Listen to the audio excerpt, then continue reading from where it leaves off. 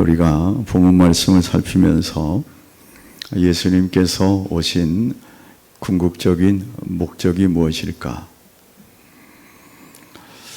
사람들에게 가장 필요한 것이 있다면 우리는 돈이라고 생각할지 모르겠습니다. 돈 하면 돈다 그러는데 돈이 최고라 우리 그렇게 생각할 때가 참 많죠.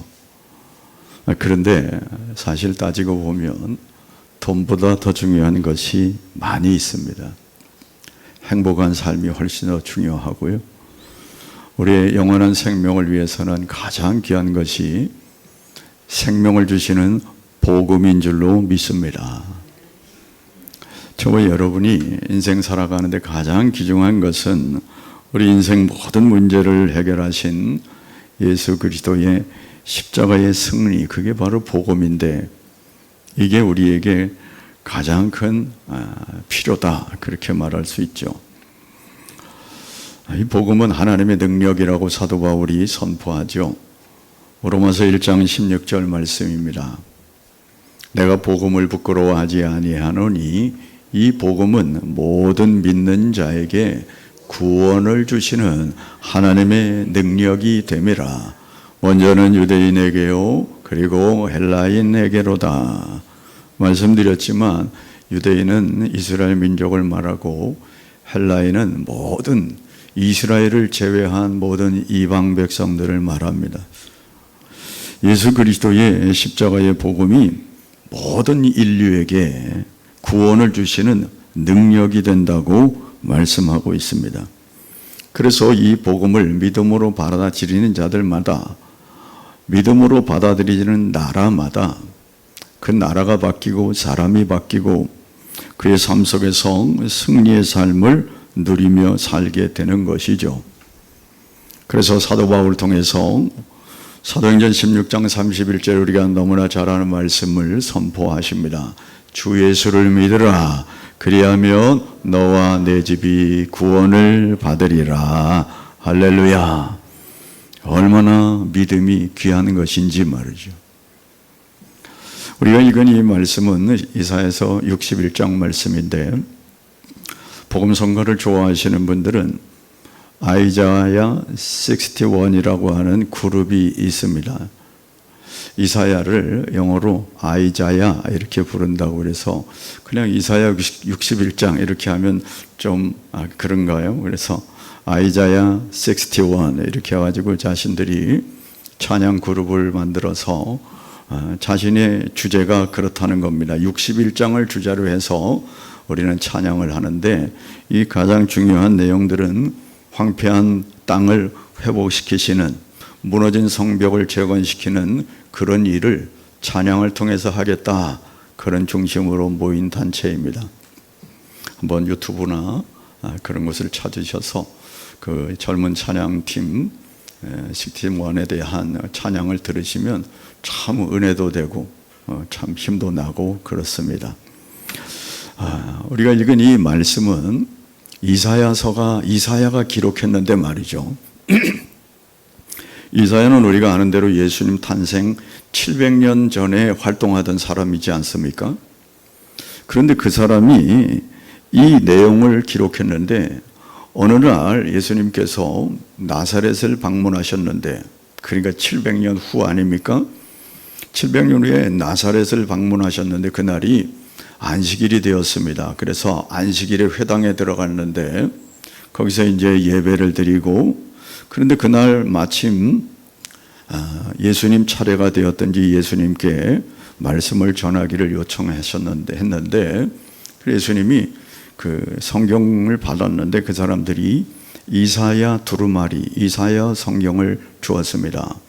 그러니까 이사야 성경이 지금같이 우리에 이렇게 책이 돼 있어서 몇 페이지 그런 게 아니라 두루마리로 돼 있는데 쭉 이렇게 펼쳐야 됩니다. 가죽이나 뭐 파피루스로 이렇게 돼 있어서 참 보관하는데 굉장히 힘이 들었지만, 그래서 그 성경을 갖다 주셨는데 이사야서를 갖다 준 거예요. 이사야가 몇 장까지 있죠? 우리 성경에 1장부터 66장까지 있거든요. 그런데 그 많은 장수, 많은 구절을, 물론 그때는 장과 구절이 구별되지 않았지만 쭉 펼치신 다음에 딱 이 부분에서 멈추셨습니다. 이 부분에서 멈추셔가지고 우리가 보는 이사야 61장 1절부터 2절까지 이 3절까지의 말씀을 딱 읽으신 거예요. 수많은 구절이 있는데 딱 그 구절을 읽으신 다음에 설교를 하시고 이 말씀을 마치고 나서 이렇게 말씀하셨습니다. 누가복음 4장 21절 말씀입니다. 한번 읽어볼까요? 이에 예수께서 그들에게 말씀하시되 이 글이 오늘 너희 귀에 응하였느니라. 아멘.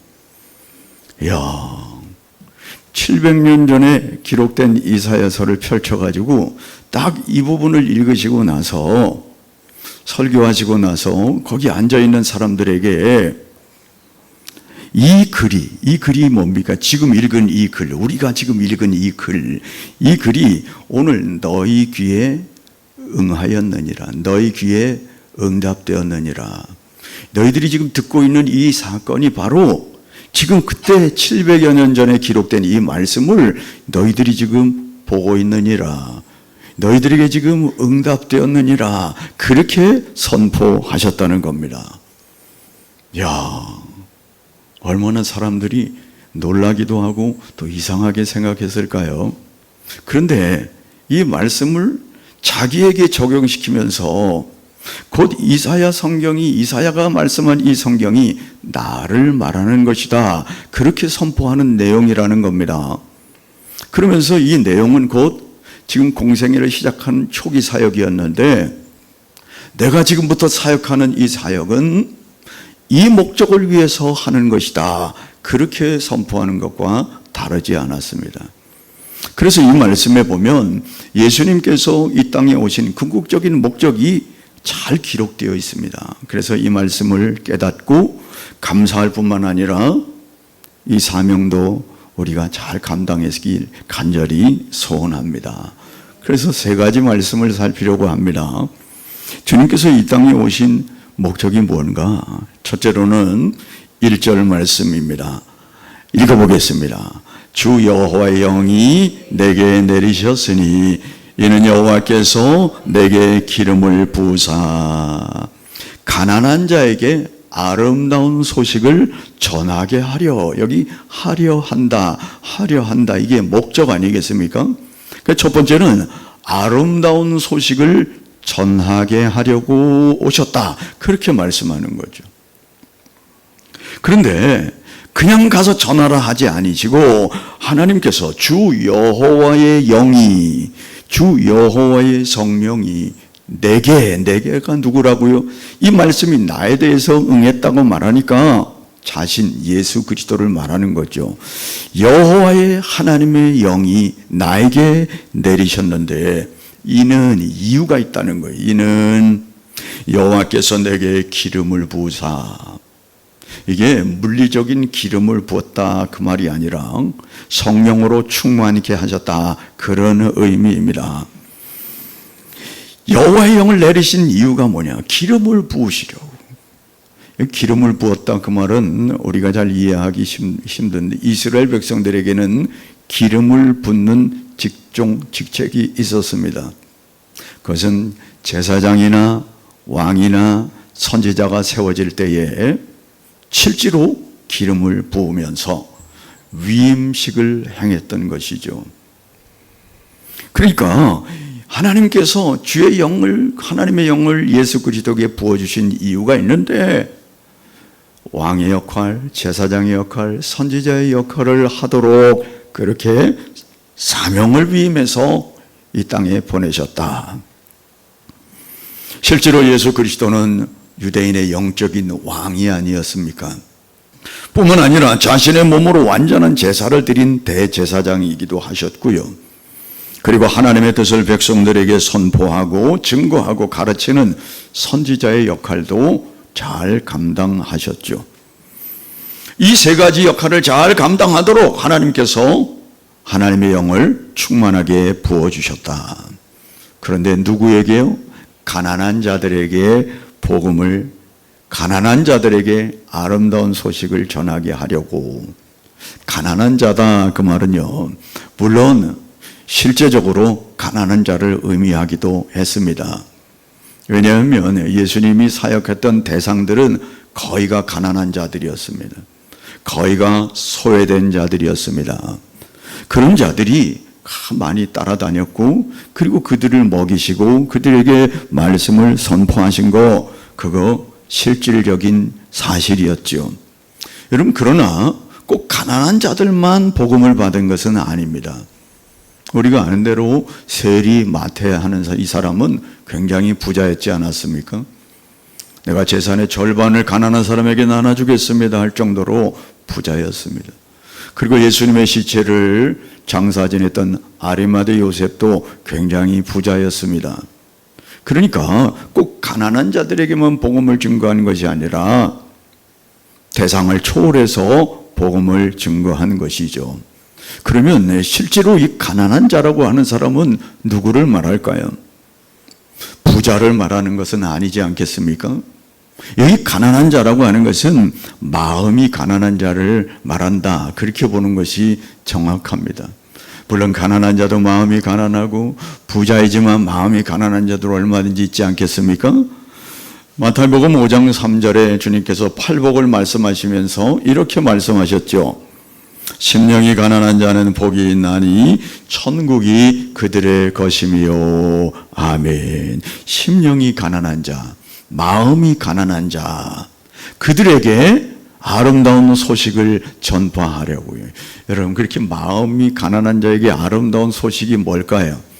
그들의 마음을 따뜻하게 하고 부하게 하는 거 아니겠습니까? 그게 뭡니까? 바로 복음 아니겠습니까?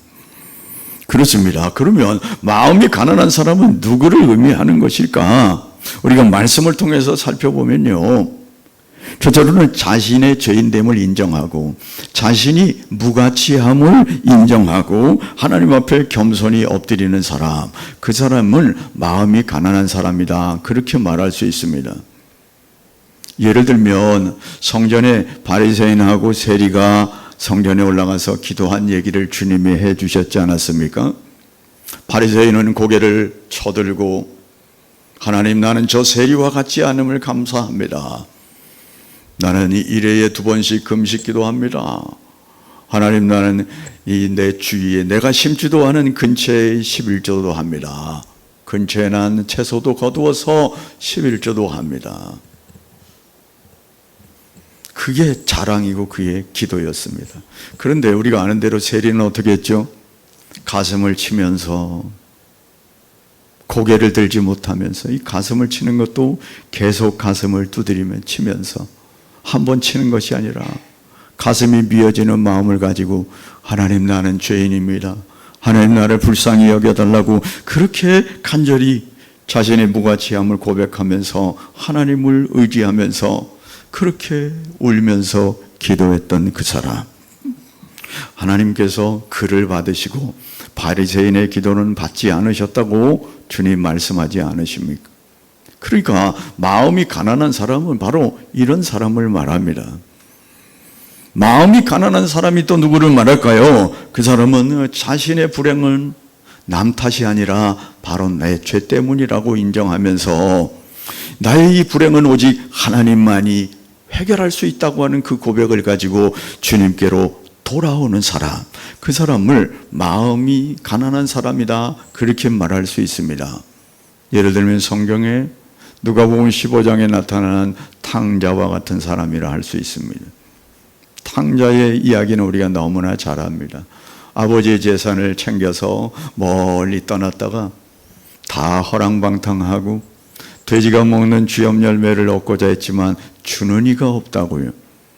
그래서 줄여 죽는 줄 알다가, 아하, 내가 아버지께로 돌아가야 되겠구나 생각하고 아버지께 돌아와서, 아버지, 나는 아들이라는 이름을 감당치 못하겠으니 품꾼 하나로 써주세요, 그렇게 고백했던 그 사람, 그게 바로 마음이 가난한 사람이다. 내 힘으로는 할 수 없습니다, 나는 전적으로 무능합니다 하면서 하나님을 의지하고 하나님께 가까이 나아오는 그 사람, 그 사람이 바로 마음이 가난한 사람이다. 그런 자들의 아름다운 소식을 전하기 위해 오셨다.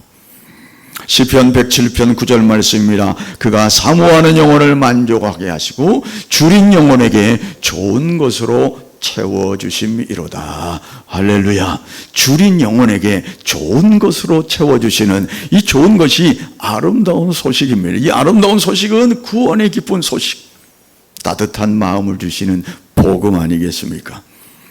로마서 1장 17절 말씀에 이렇게 말합니다. 복음에는 하나님의 의가 나타나서 믿음으로 믿음에 이르게 하나니. 복음에는 하나님의 의가 나타나서 우리들을 믿음에 이르게 해서 의롭다 함을 받게 된다는 것이죠. 그렇습니다. 이 복된 소식을 전하게 하기 위하여 자기에게 성령으로 기름을 부어주셨다고 말씀합니다. 그래서 주님은 이 목적을 처음부터 끝까지 한 번도 잊어버린 적이 없습니다. 세상에 어떤 자기를 왕으로 삼으려고 했던 그 일도 다 마다하고, 고난의 길이라면 그래도 이 길이 하나님이 나를 보내신 길이라면 이 길을 뚜벅뚜벅 걸어가신, 그리고 마침내 그 사명을 온전히 완수하시고 다 이루었다라고 선포하신 주님. 우리가 잘 아는 대로 요한복음 19장 30절 말씀에 예수께서 신포도주를 받으신 후에 이르시되 다 이루었다 하시고 머리를 숙이고 영원히 떠나가시니라. 십자가에서 모든 사역을 이루시고 다 이루었다라고 선포하신 그분, 그것 때문에 자기에게 성령을 부어주셨다고 말씀하죠. 여러분, 그런데 한 가지 생각해야 할 것은, 그것 때문에 하나님이 예수 그리스도께 영을 부어주시고 하나님의 사명을 맡기셨는데, 그럼 저와 여러분에게는 왜 성령을 주신 겁니까? 왜 저와 여러분에게 예수를 믿는 성령을 주셔서 지금도 성령 충만한 가운데, 성령의 임재 가운데 살도록 하시는 겁니까? 우리에게는 무슨 이유로? 여러분, 그것도 이유가 있지 않겠습니까? 저와 여러분이 예수를 믿도록 성령을 주신 것은 먼저 본질적으로 저와 여러분을 거듭나게 해야 하기 때문에 주신 거죠.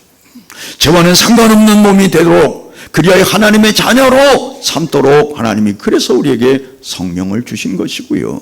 또 하나의 이유가 있다면 바로 복음을 전하게 하기 위함인 줄로 믿습니다. 사도행전 1장 8절 말씀 우리가 잘 알죠. 오직 성령이 너희에게 임하시면 너희가 권능을 받고 예루살렘과 온 유대와 사마리아와 땅끝까지 이르러 내 증인이 되리라 하시니라. 아멘. 그렇습니다.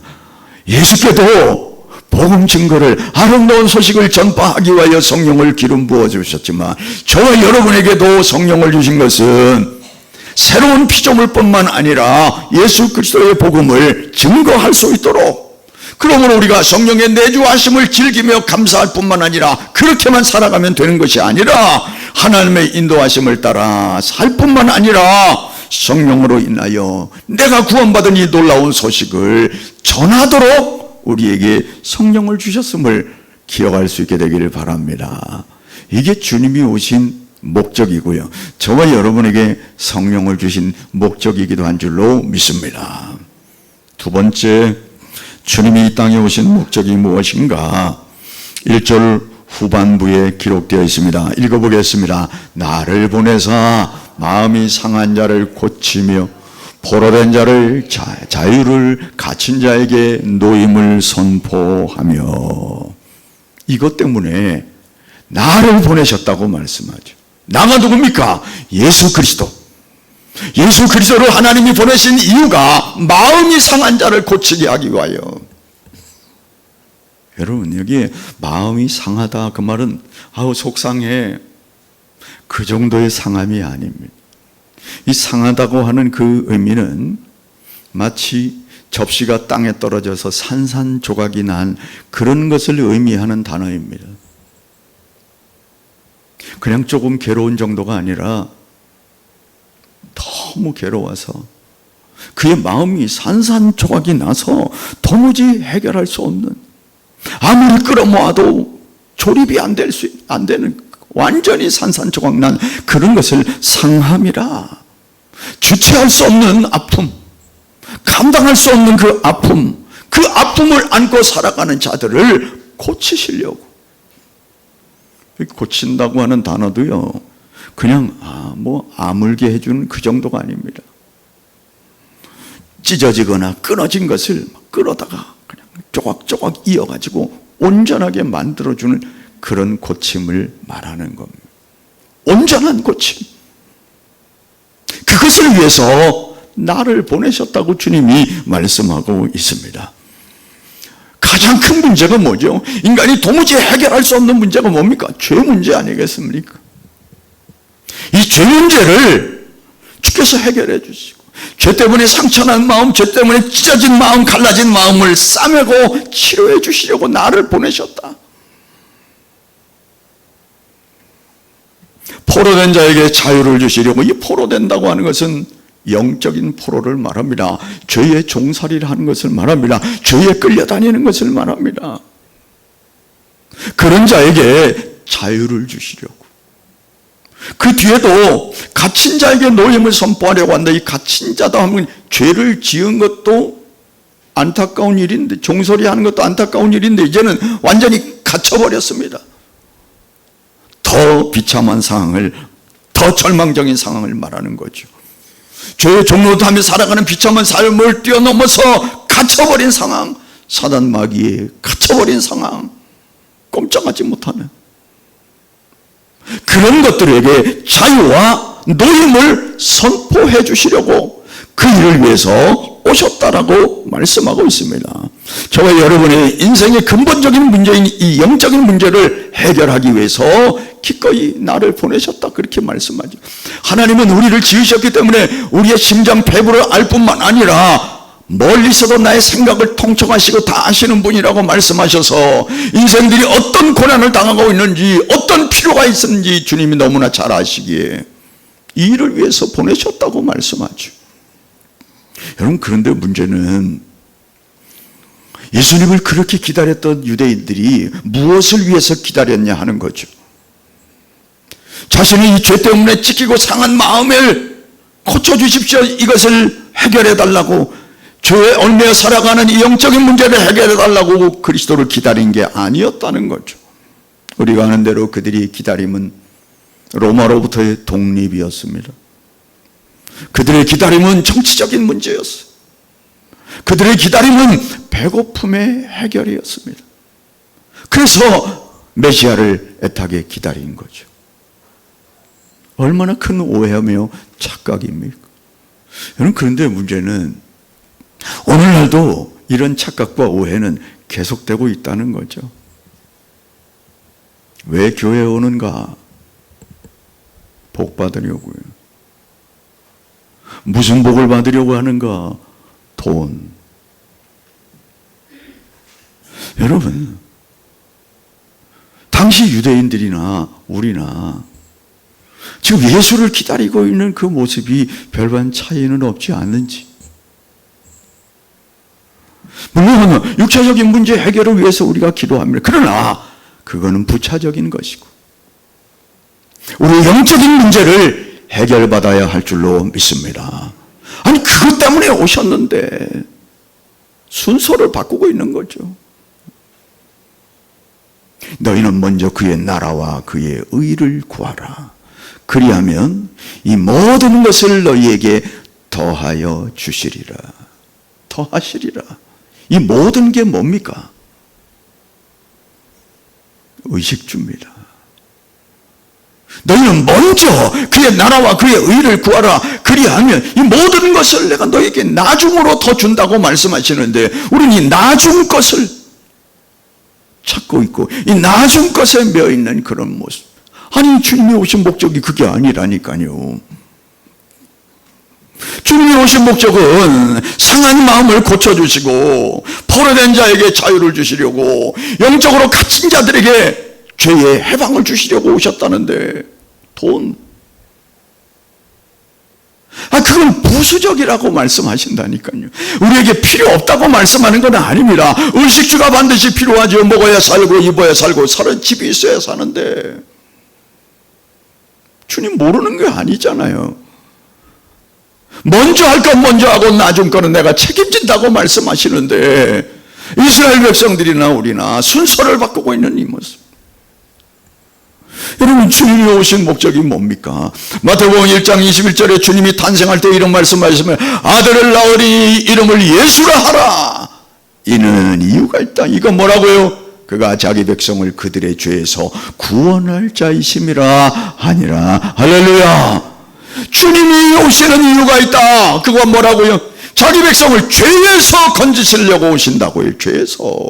이 문제가 해결되면 나머지 문제는 자동으로 풀려지는데 이것 때문에 오셨습니다. 우리가 주님이 내게 오신 이유를 다시 한번 깨닫고 회복할 수 있게 되기를 바랍니다. 마지막 세 번째 주님이 오신 목적이 뭡니까? 2절 말씀 읽어보겠습니다.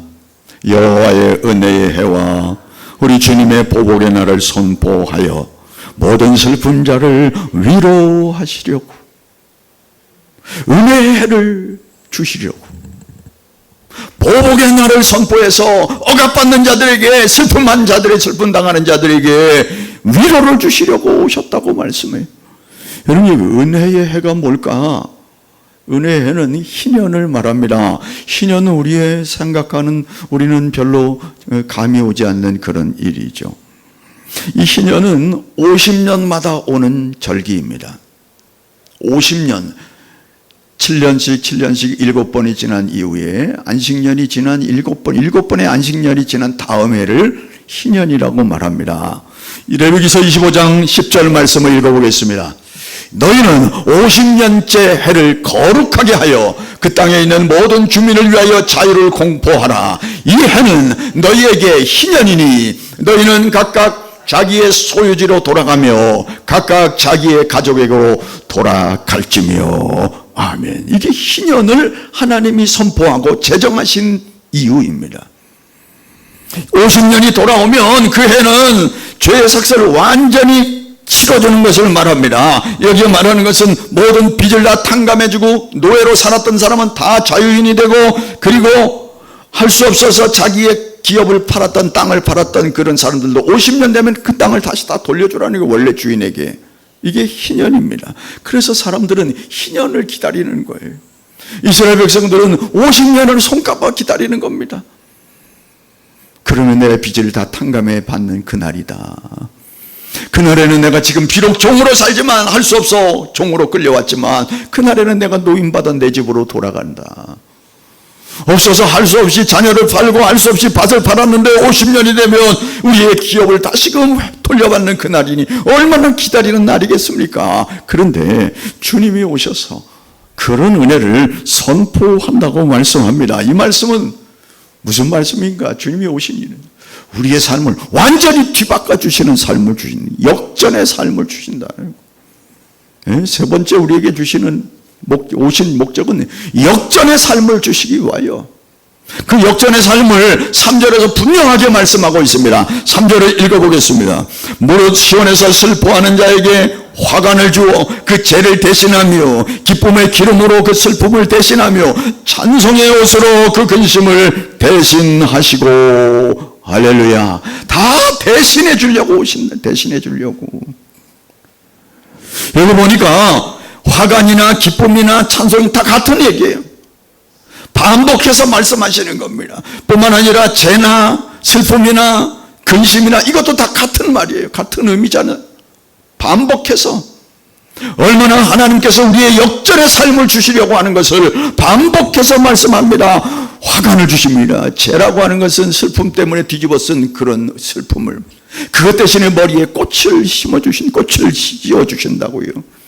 슬픔 대신에 기쁨을 주신다고요. 근심 대신에 찬송의 옷을 입혀서 우리의 마음속에 늘 찬송이 끊어지지 아니하도록 그렇게 만들어주시는, 이게 뭔가 역전의 삶을 말씀하시는, 우리가 죄의 종되었던 삶에서 완전히 자유를 누리는 의인의 삶을 살듯이 그것 때문에 주님이 오셨다고 말씀하죠. 여러분, 주님이 오시기 전에 그 삶이 얼마나 피폐된지 우리는 너무나 잘 알지 않습니까? 죄와 허물로 죽었던 존재라고 말씀한다고 늘 말씀드리죠. 에베소서에 말씀합니다. 죄와 허물로 죽을 수밖에 없는 자가 아니라 죽었던 자라고. 하나님과는 상관없는 자라고 우리가 지난번도 말씀드렸죠. 이스라엘에게는 외인이고 이스라엘과는 우리의 상관없는 자들이었습니다. 그들이 생각하는 이방인들은 개처럼 취급받는 그런 존재였습니다. 그런 우리에게 역전의 삶을 만들어주시기 위하여 오셨다고 말씀합니다. 그래서 로마서 8장 1절 말씀에 이렇게 말하죠. 그러므로 이제 그리스도 예수 안에 있는 자에게는 결코 정죄함이 없나니. 할렐루야. 그러므로 이제는 저와 여러분에게 정죄함이 없다고요. 이것 때문에 주님이 오셨다고 말씀하는 거죠. 여러분, 그런데 우리가 기억해야 할 것이 있습니다. 아니, 이것 때문에 오셨는데 왜 나는 여전히 이렇게 고통 가운데 살아가는 걸까? 왜 나는 이렇게 불안정한 삶을 여전히 살아가고 있는 걸까? 왜 그렇습니까? 거기에는 신학적으로 임의와 아직의 관계에 있기 때문에 그렇습니다. 저와 여러분은 임의와 아직 사이에 있습니다. 임의와 아직 사이, already not yet 이렇게. 예? 임의라고 하는 것은 저와 여러분이 예수 그리스도를 믿음으로 말미암아 이미 구원 얻은 그런 존재라는 거예요. 그런데 아직은 무언가? 아직은 우리가 영화롭게 되어 그 나라에 가지 못했던 그 상황을 말합니다. 그래서 임의와 아직 사이에 우리가 살고 있는 겁니다. 비록 이 땅에 살아가고 있지만 이미 저와 여러분은 예수 그리스도를 믿음으로 말미암아 구원 얻은 줄로 믿습니다. 그러나 아직은 그 나라에 이르지 못해서 이 과정의 삶을 살아가고 있지만 분명한 것은 저와 여러분은 그 나라에 들어가게 될 줄로 확신합니다. 그렇기 때문에 이 과정에 살아가고 있는 이 땅의 삶은 고통이 여전히 잔존하고 있는 거죠. 슬픔이 있는 겁니다. 아픔이 있는 겁니다. 그럼에도 불구하고 믿지 않는 사람들과는 차원이 다른 고통, 차원이 다른 아픔이 우리가 감당하는 아픔과 슬픔인 줄로 믿습니다. 3절 후반부에도 그렇게 말합니다. 그들이 의의 나무 곧 여호와께서 심으신 그 영광을 나타낼 자라 일컬음을 받게 하려 하십니다. 목적이 있다는 거예요. 예? 저와 여러분이 역전시키셔서 하나님께서 심으신 그 영광을 나타낼 자라고 그렇게 칭송을 받으며 살도록 하기 위해서 그분이 오셨다고 말씀하는 거죠. 여러분, 여기에 의의 나무라고 하는 이 나무는 그냥 나무를 말하지 않습니다. 우리가 볼 때는 그냥 나무인가 보다. 그런데 이 나무의 이름은 일반 나무가 아니라 상수리 나무입니다. 또 상수리 나무는 뭘까? 이 상수리 나무라고 하는 것은 이스라엘 백성들이 늘 우상 숭배를 할 때 상수리 나무 아래에서 상수리 나무에 절하고, 그럴 때 이 상수리는 불순종의 대상, 우상 숭배의 대표적인 게 상수리 나무. 그런데 의도적으로 이사야 선지자를 통해서 그들이 상수리 나무, 그 상수리 나무를 의의 나무로 바꾸셔서 하나님의 영광을 드러내게 하시려고 하는 하나님의 은혜가 예수로 말미암아 나타난다고 말씀을, 역전의 삶을 아주 의도적으로 설명하는. 여러분, 주님께서, 예수 그리스도께서 우리를 대신해서 십자가를 지었습니다. 그것은 저와 여러분 죄에서 해방하고 기쁨을 누리게만 하기 위한 것이 아니라 본래의 창조의 목적인 영광을 회복하도록, 그리고 하나님께 영광을 돌리도록 하기 위해서 우리를 의롭게 하셨다고 하는 사실이죠. 그렇습니다. 죄 대신 화관을, 슬픔 대신 기쁨을, 근심 대신 찬송의 옷을 주시려고, 그래서 우리가 이 은혜를 누리는 것입니다. 그런데 이 은혜를 누리고만 있으면 안 된다는 사실이죠. 이 은혜를 누리는 그 자리에만 머물러 있으면 안 된다는 거죠. 영광의 열매, 찬송의 열매를 맺어야 하는 거죠. 그게 뭡니까? 그게 바로 또 다른 생명을 건져내는 겁니다. 여러분, 왜 전도하는 겁니까? 교회를 부흥시켜야죠. 자리를 채워야지. 왜 채웁니까? 여러분, 전도 여러분이 안 해도 다른 분이 할 겁니다. 우리 교회가 안 해도 다른 교회가 할 겁니다. 왜요? 그것은 하나님의 뜻이기 때문에. 내가 안 한다고 하나님의 뜻이 이루어지지 않는 게 아닙니다. 다만 나를 통해서, 우리 교회를 통해서 하시고자 하시는 것은 우리를 통하여, 나를 통하여, 우리 교회를 통하여 하나님이 복을 주시려고 하는 것뿐입니다. 다른 거 없습니다. 우리가 팔짱 끼고 있다고 해서 하나님의 뜻이 이루어지지 않겠습니까? 않습니까? 아닙니다. 이루어집니다. 내가 나가지 않아도 선교사가 나갑니다. 나를 부르신 것은 나를 통하여 그 일을 하고자 하시는 하나님의 뜻이 있는 거죠. 네? 나를 역전의 삶을 주신 이유가 뭡니까? 왜 전도하는 겁니까? 마침내 그 영혼이 돌아와서 하나님을 찬송하게 하기 위하여, 창조의 목적을 다시금 회복하여 하나님의 이름을 높이도록 하기 위하여, 모든 백성들이 찬송토록 하기 위하여 그래 전도하는 겁니다. 교회를 채우려고 하는 목적이 아니라 하나님의 이름을 높이려고, 그 영혼도 존재의 목적을 깨닫고 하나님이 창조해 주신 이유를 깨닫도록, 그리하여 하나님께 영광 돌리도록 하기 위한, 거기에 목적이 있습니다. 그리하여 저와 여러분을 뭐라고 말씀하십니까? 마태복음 5장 16절 말씀입니다. 이같이 너희 빛이 사람 앞에 비치게 하여 그들로 너희 착한 행실을 보고 하늘에 계신 너희 아버지께 영광을 돌리게 하라. 할렐루야. 저와 여러분의 사명입니다. 말씀을 정리하겠습니다. 본문을 살피면서 우리 주님께서 우리에게 오신 궁극적인 이유가 있다고. 뭐라고요? 마음이 가난한 자들에게 아름다운 소식을 전해 주시기 위해서, 우리를 고치시고 자유와 노임을 주시기 위해서, 역전의 삶을 주시기 위해서.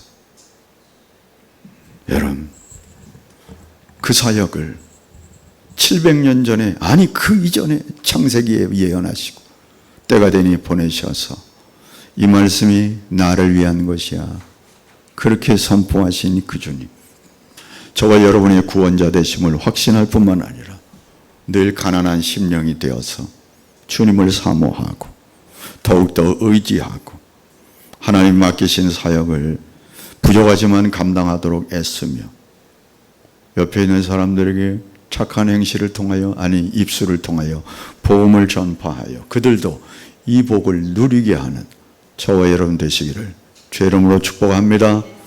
축복합니다. 찬양하겠습니다.